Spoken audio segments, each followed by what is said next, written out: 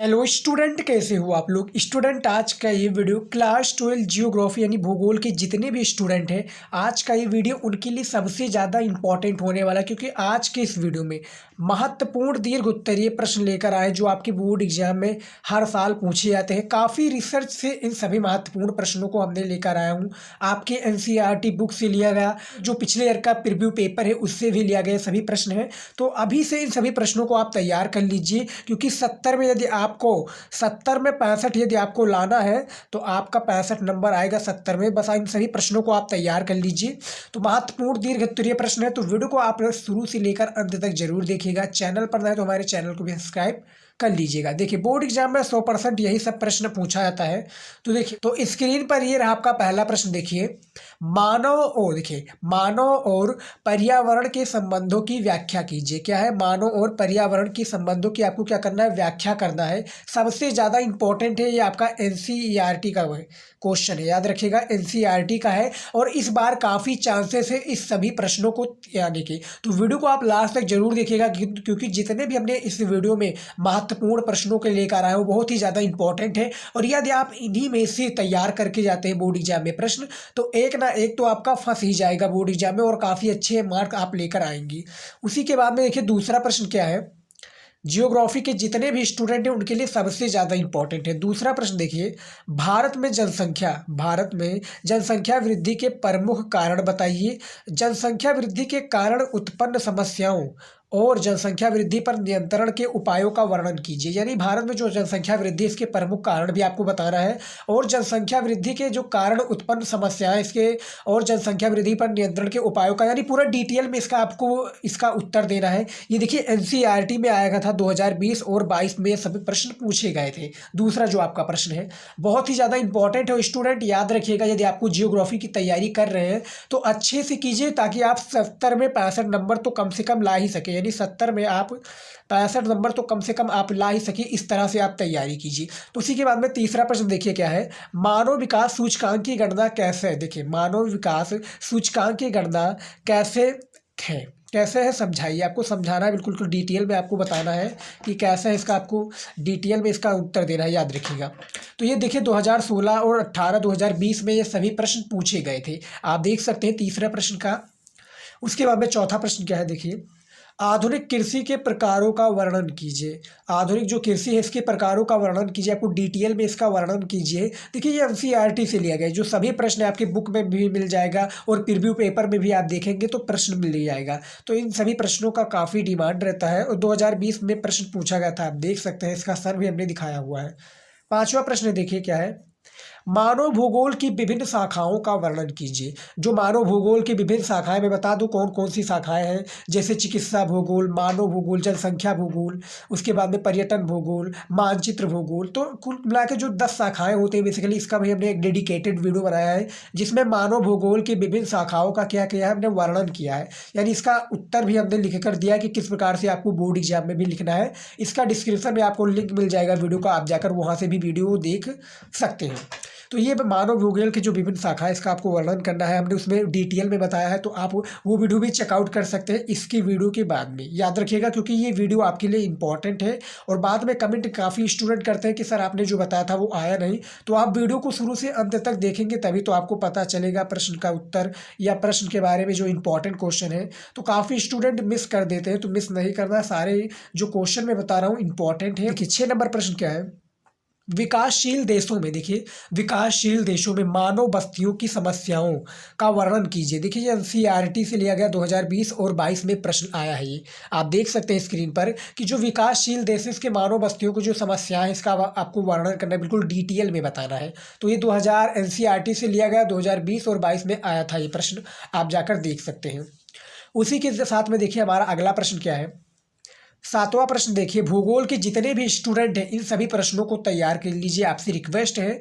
बाद में कमेंट करते हैं बच्चे कि आपने सर जो बताया था वो आया नहीं, तो इस बार इन सभी प्रश्नों को तैयार कर लीजिए। एक ना एक तो आपका प्रश्न फंस ही जाएगा बोर्ड एग्जाम में, और आप लिख कर लेकर आएंगे, काफ़ी अच्छे मार्क भी लेकर आएंगे उस सब्जेक्ट में। तो भारत में नगरों के विकास क्रम को सविस्तार आपको समझाना है। सविस्तार समझाइए, 2020 में आया था प्रश्न, तो बिल्कुल डिटेल में बताना है, याद रखिएगा, बिल्कुल डिटेल में इसका उत्तर देना है। और यदि आप कहेंगे इसका सोल्यूशन लाने के लिए, तो हम सोल्यूशन भी लेकर आएंगे, वो भी मैराथन क्लास में, तो सोल्यूशन भी जल्द आएगा, बस आप कॉमेंट कीजिएगा। उसके बाद में देखिए 8वां प्रश्न क्या है, लेकिन आपसे रिक्वेस्ट है, अभी भी इन सभी प्रश्नों को आप क्या कर लीजिए, एक कॉपी पेन ले लीजिए, नोट कर लीजिए और जाइए अपने बुक में मिलाइए, सभी का उत्तर आपको मिल जाएगा। नहीं तो आप इन सभी प्रश्नों को नोट कर लीजिए, वीडियो को आप रोक रोक कर भी इन सभी प्रश्नों को नोट कर सकते हैं। तो देखिए जो 8वां प्रश्न था कि संसाधन संरक्षण क्या है, यहाँ तक आपको एक इसका उत्तर देना है कि संसाधन संरक्षण क्या है, और ऊर्जा संसाधनों का संरक्षण उपाय सुझाइए, या ऊर्जा संसाधन जो है इसके आपको संरक्षण का उपाय सुझाना है। क्योंकि 6 नंबर का है, लॉन्ग क्वेश्चन है, तो इसका उत्तर भी लॉन्ग देना होगा, 250 वर्ड में शायद देना होगा, क्योंकि ज्योग्राफी 70 नंबर का पूर्णांक है, 30 नंबर आपको परेड के लिए दिया जाता है, तो आपको इनके लिए करना होगा, आपको 6 नंबर के लिए इन सभी प्रश्नों को तैयार करना होगा। तो 2020 में ये प्रश्न आया था, आप देख सकते हैं जाकर। उसके बाद में देखिए 9 नंबर प्रश्न क्या है, प्रदूषण से आप क्या समझते हैं, जो प्रदूषण है इससे आप क्या समझते हैं, प्रदूषण के प्रकारों एवं स्रोत बताइए। जो प्रदूषण के प्रकार है कि कितने प्रकार के प्रदूषण होते हैं, इसकी स्रोत क्या है, तो प्रदूषण से क्या आप समझते हैं, इस पर ही हमने डेडिकेटेड वीडियो बनाया है। आप जो भी वीडियो सर्च करेंगे, बस आप बाई लगाकर शिवम स्टडी नॉलेज लिख देंगे, जितने भी आर्ट्स के स्टूडेंट हैं, चाहे वो सोशोलॉजी के हो, जियोग्राफी के हो, इकोनॉमिक्स के हो, हिस्ट्री को हो, सिविक्स के हो, सभी का हम वीडियो बनाते हैं, बस आप कॉमेंट कीजिए। उसके बाद में आप यूट्यूब पर भी सर्च कर सकते हैं, बाई लगाकर शिवम स्टडी नॉलेज लिख देंगे, सभी प्रकार की वीडियो आपको मिल जाएगी।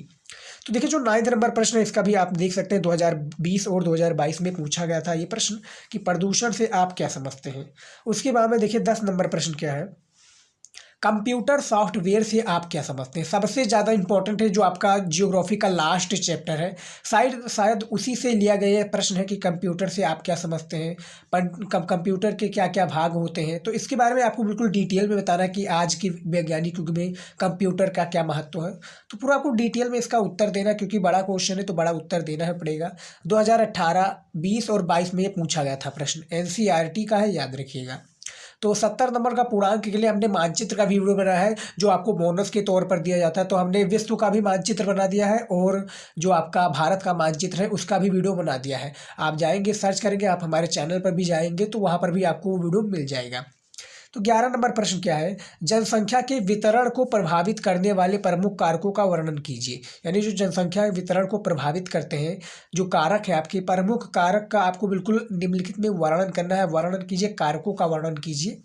तो 2020 और 22 में ये भी प्रश्न पूछा गया था, इंपॉर्टेंट प्रश्न है। 12 नंबर प्रश्न देखिए स्क्रीन पर स्टूडेंट, सभी इंपॉर्टेंट प्रश्न है और तैयार कर लीजिए, कॉपी पेन ले लीजिए, अभी नहीं लिए हैं तो ले लीजिए, आपके पास मौका है।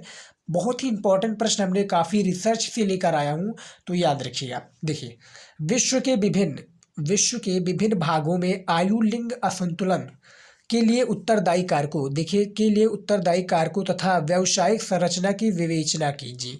बिल्कुल NCERT से लिया गया प्रश्न है, और इसमें आप देख सकते हैं कि किस प्रकार से इसका उत्तर आपको देना है, बिल्कुल डिटेल में। इसी प्रकार से प्रश्न आपका स्टूडेंट पूछा जाता है, बस आपको घबराना नहीं है, आपको प्रश्न का उत्तर देखना है कि जो आपका किताब है, बुक है, उसमें भी आप जाएंगे, जियोग्राफी की बुक में, उसमें भी आप ढूंढेंगे तो प्रश्न का उत्तर मिल जाएगा। तो 12 नंबर जो प्रश्न है इसका आपको डिटेल में उत्तर देना है। यदि आप कमेंट करेंगे तो हम इसका सोल्यूशन भी लेकर आएंगे, वो भी मैराथन क्लास में, ताकि क्योंकि इसका सोल्यूशन लाने के लिए 2 या 3 घंटे का वीडियो बन जाएगा, क्योंकि 250 वर्ड में इसका आंसर देना होता है प्रत्येक आपके प्रश्न का, तो बड़ा हो जाता है। इसीलिए मैं ज़्यादा नहीं लाता हूँ, जो इंपॉर्टेंट रहता है उसी को लाता हूँ। लेकिन ये इंपॉर्टेंट क्वेश्चन है, यदि इन्हीं में से आप तैयार कर लेते हैं तो जो आपका 2 प्रश्न पूछे जाते हैं 6-6 नंबर का, आपका 12 नंबर फिक्स हो जाएगा। अब देखिए 13 नंबर प्रश्न क्या है, सूती कपड़ा उद्योग का वर्णन कीजिए। जो सूती कपड़ा उद्योग है, आपको वर्णन करना, बिल्कुल डिटेल में आपको इसका उत्तर देनी है। तो सूती कपड़ा का उद्योग क्या है, सूती कपड़ा से क्या क्या लाभ, इसके कारक बताइए। तो आपको बिल्कुल पॉइंट वाइज आंसर देना है। इसका 2020 में प्रश्न पूछा गया था, याद रखिएगा। सूती कपड़ा उद्योग का वर्णन कीजिए। उसके बाद में देखिए 14 नंबर प्रश्न क्या है, प्रवास का क्या अर्थ है, प्रवास का क्या अर्थ है, प्रवास के कारणों की विवेचना कीजिए। जो प्रवास के कारण है आपको विवेचना करना है। ये शायद आपका सेक्शन बी यानी खंड खा के जो दूसरा चैप्टर है आपसे उसी से लिया गया प्रश्न है कि प्रवास से आप क्या समझते हैं, प्रवास के कारणों की विवेचना कीजिए। ये एनसीईआरटी 2020 और 22 में पूछा गया था प्रश्न। आप जाएंगे बुक में मिलाएंगे तो ये प्रश्न मिल जाएगा। इंपॉर्टेंट प्रश्न है, इसलिए इंपॉर्टेंट है क्योंकि प्रवास सबसे ज़्यादा इंपॉर्टेंट है। अब देखिए प्रवास का परिभाषा भी पूछ लिया जाता है कि प्रवास क्या है, आप्रवासी या उत्प्रवासी किसे कहते हैं, दोनों में डिफरेंस बताइए। तो ये इसका भी हमने वीडियो बनाया हुआ है, जाएंगे सर्च करेंगे मिल जाएगा।